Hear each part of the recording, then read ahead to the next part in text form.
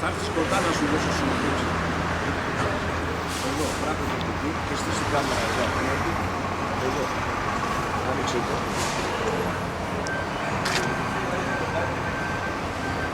Τι είναι αυτό την κάμερα λίγο εκεί, να είναι σταθερή.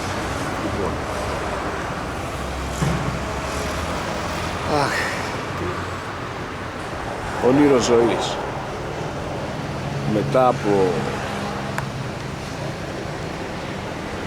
15 χρονών είδα για πρώτη φορά την πρώτη μου Harley. Στα 58 μου την απέκτησα. Λίγο πριν τον τάφο. Μετά από 26 χρόνια γάμο παίρνω τη μηχανή μου και κάνω τις βόλτες μου, για να μην πω τίποτα χειρότερο. Και όποιος θέλει ας με ακολουθήσει.